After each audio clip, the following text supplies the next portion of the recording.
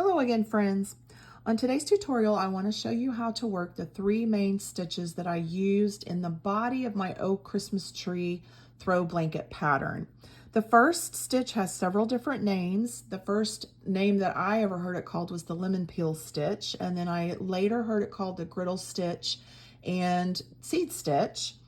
But it's also called the houndstooth stitch. And it's called that when you're alternating colors on every single row because it creates a houndstooth pattern, and it just looks really, really pretty, and it looks complicated, but it isn't at all because you know I don't do complicated. And then the next stitch that I'll show you how to do is a berry stitch, and I'll also show you how to do a bobble stitch. So let's get started. So for the stitch count to work out properly, since you're using 3 different types of stitches, your base chain needs to be divisible by both 2 and by 3, and then you'll need to add 3 more on top of that. So I'm going to make my base chain 12 stitches because that is divisible by both 2 and 3, and then I'm going to add 3 more on top of that for a starting chain of 15. So here we go.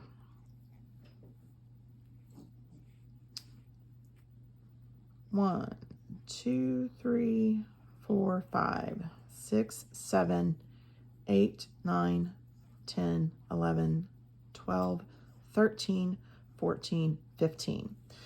Now on my particular pattern, when I'm working lemon peel or houndstooth, or call it whatever you want, I actually like to work single crochets in my starting chain to begin.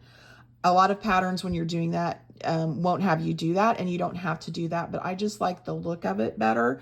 So beginning in the second chain from the hook, remember the loop on your hook doesn't count as anything. Here's your first chain, here's your second chain, and I like to flip it over and work into the back bump. So I'm just going to work a single crochet there, and I'm going to do this all the way down this starting chain. I won't make you watch me single crochet because hopefully you already know how to do that. So when I get to the end of this chain, I will meet you back. All right, so here's the last single crochet.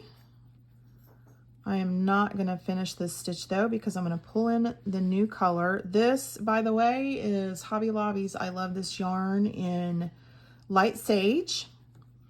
And the new color I'm pulling in is also Hobby Lobby's I Love This Yarn, and this is Dark Olive. So let me pull that in, tighten it up a little, and I'm going to chain up 1 and turn my work. And then here's where the lemon peel / houndstooth stitch starts in my pattern. It's very, very simple. All you're going to do is start with a single crochet followed by a double crochet, and you're going to do that all the way down your row. It is as easy as that. So in the very first stitch, start with a single crochet, then double crochet in the next stitch, followed by another single crochet and another double crochet. And I'm just going to do this all the way down. Nothing complicated about this at all. So when I get to the end, I will meet you back. I'm on my last stitch, which will be a double crochet. You should always, always end on a double crochet, by the way. But I'm not going to finish that double crochet because I'm going to pull in the light sage once again.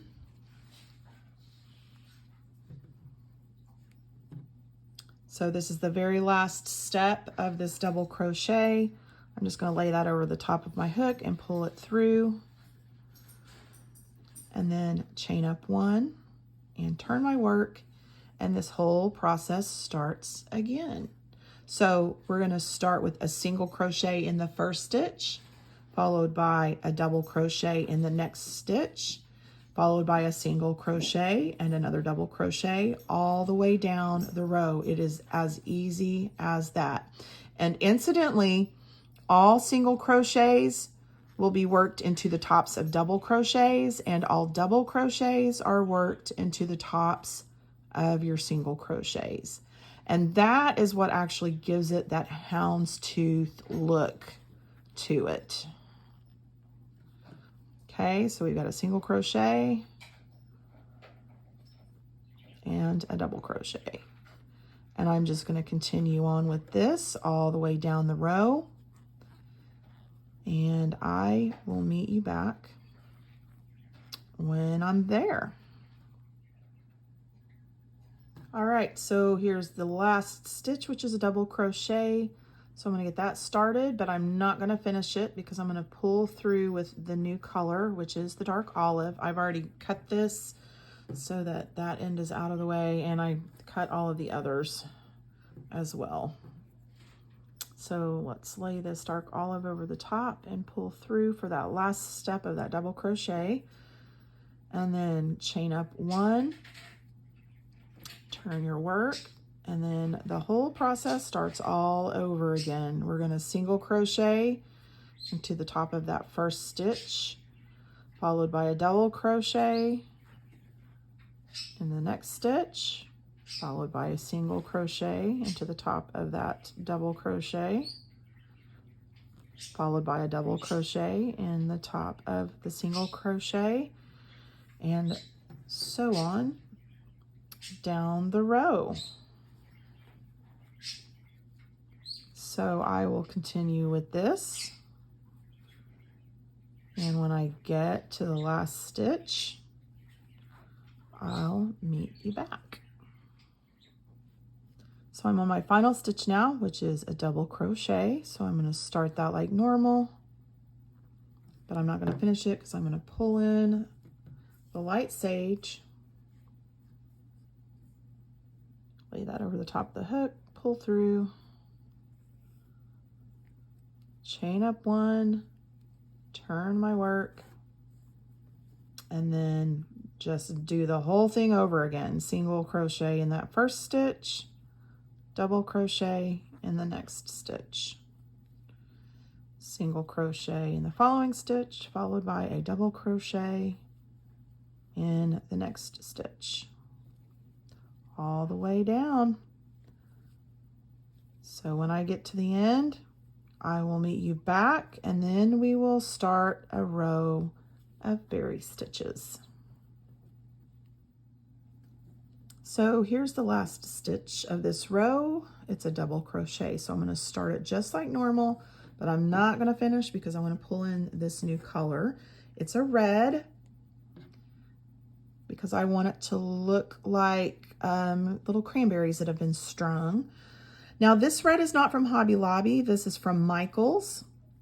This is Loops and Threads Impeccable in Cherry. And the reason I changed brands on this red is because I have always had bad luck with Hobby Lobby's reds running on me. Even the acrylics, for some reason, have run, and then my project is pink and it is not a good time. So just take note of that. And if you do use Hobby Lobby's yarn, red yarn, I would just make sure you have some of the color run corrector on hand. You can get that at Walmart or Target, or just any you can get it online too, I'm sure. And that does work to fix when the red has run on my projects. But I just wanted to forego that whole mess this time and just go with using a completely different brand. So anyway, that's why this is different. So let's just chain up one for this berry row and turn our work. And we are going to start with a single crochet in that first stitch. And then we're going to berry stitch. And so to berry stitch, you start by yarning over and you insert your hook into the next stitch, yarn over and pull up a loop. You'll have 3 loops on your hook. Yarn over and pull through just one of those loops. Yarn over again and insert your hook. Yarn over and pull up a loop. You'll now have 5 loops on your hook. Yarn over and pull through all 5 loops. And there is your berry stitch. Now note, there is no texture on this side. The berries pop out on the opposite side. So don't panic thinking you've done something wrong. The texture will be on the opposite side that you're working. Okay, we're gonna follow that berry stitch with a single crochet, and that will secure that down and help it pop out.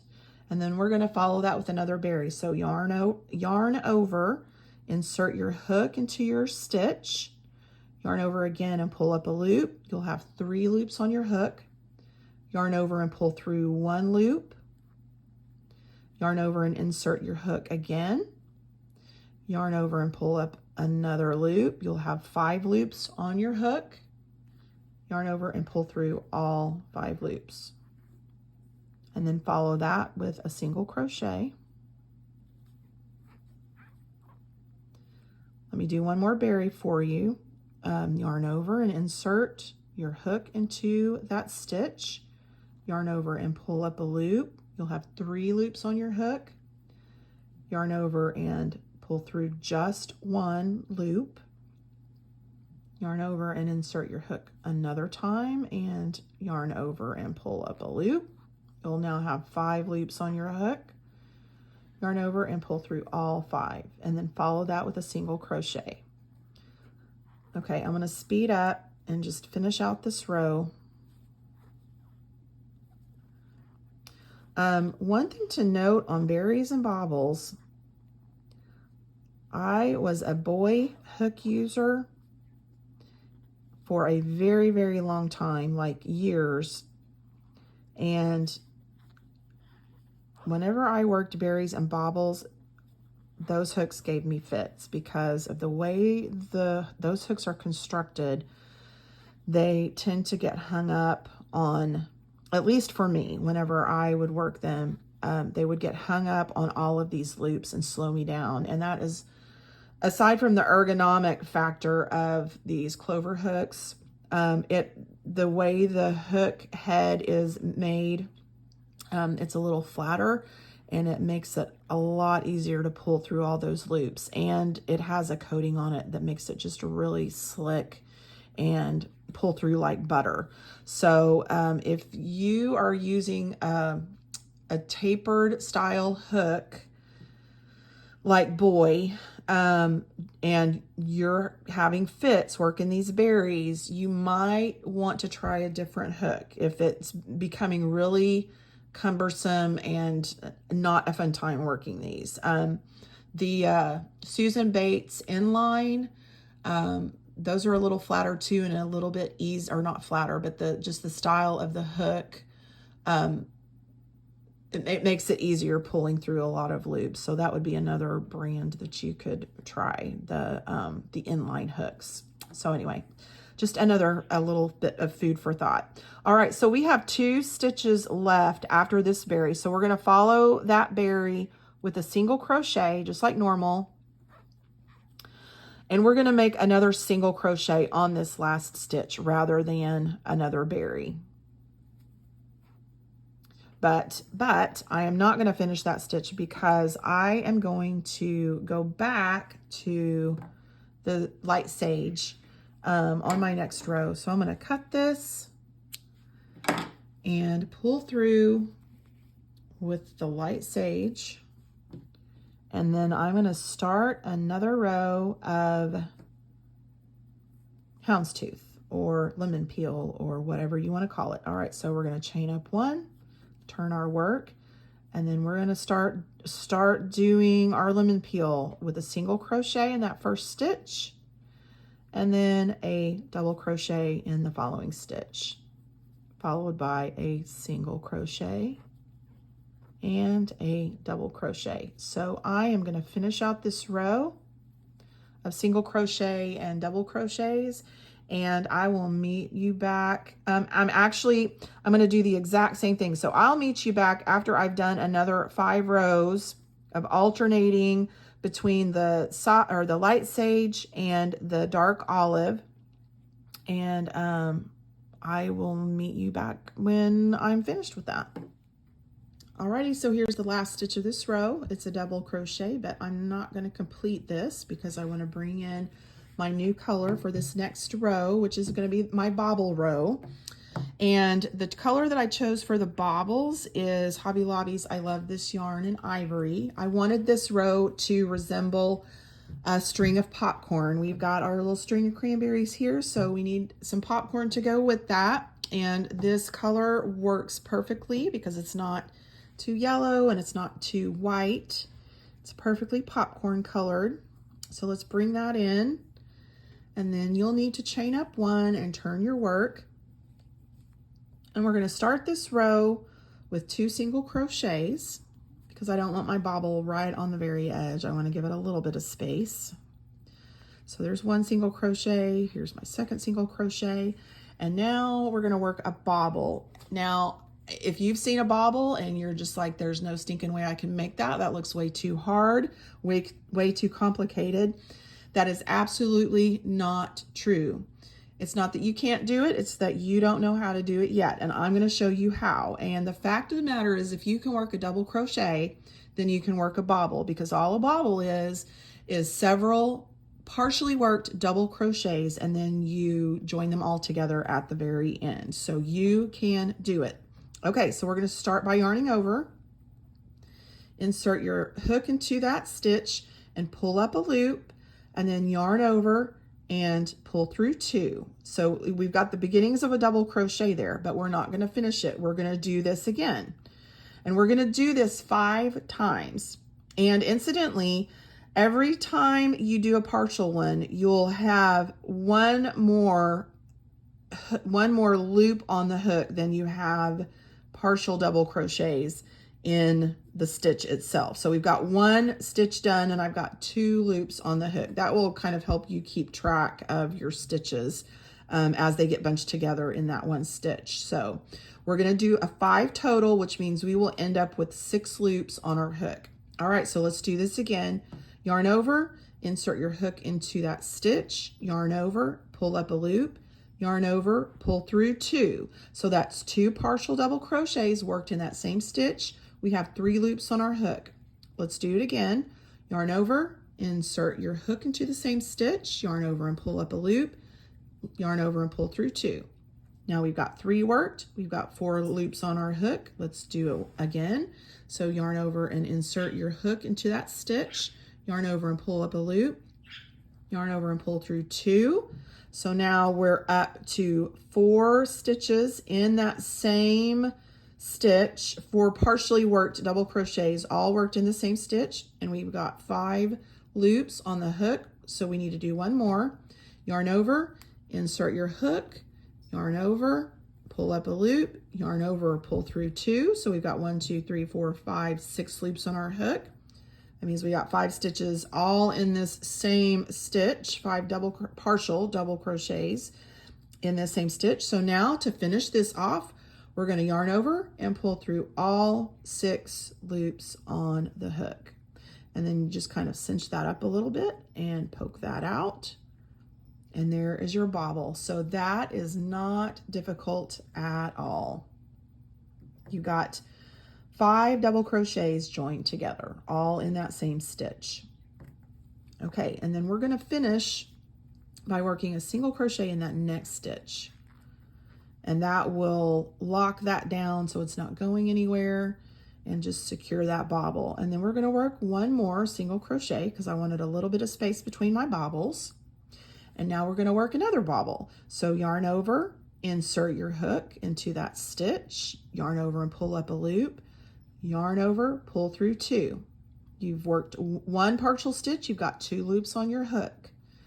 Yarn over, insert your hook into that same stitch, yarn over, pull up a loop, yarn over, pull through 2. So now you have 2 stitches, 2 partial stitches worked, partial double crochets, and you've got 3 loops on your hook.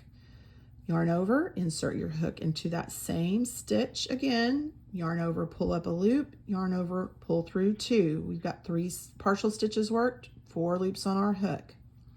Yarn over, insert the hook, yarn over, pull up a loop, yarn over, pull through 2. Now we've got 4 partial double crochets worked and 5 loops on our hook. We need to do one more.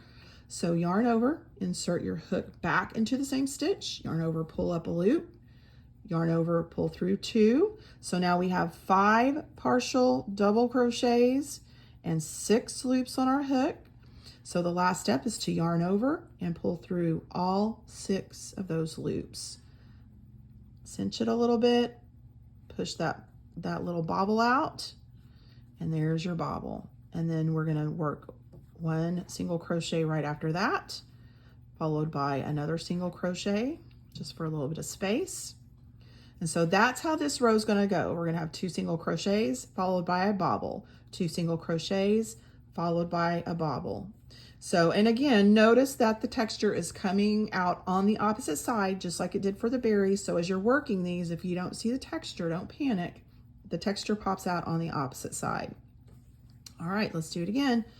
Yarn over, insert your hook, yarn over, pull up a loop, yarn over, pull through 2. Yarn over, insert your hook into the same stitch, yarn over, pull up a loop, yarn over, pull through 2. Yarn over, insert your hook into that stitch, yarn over, pull up a loop, yarn over, pull through 2. I've got 4 loops, so that means I've got 3 stitches, so I need to do 2 more partial double crochets. So yarn over, insert your hook, yarn over, pull up a loop, yarn over, pull through 2, and then we'll do 1 more. Yarn over, insert your hook, yarn over, pull up a loop, yarn over, pull through 2. So we've got 1, 2, 3, 4, 5, 6 loops on our hook. That means that we've got 5 stitches here, and you can count those if you want to pull them apart, but we've worked 5. So the last step is to yarn over and pull through all 6 of those loops that are on the hook.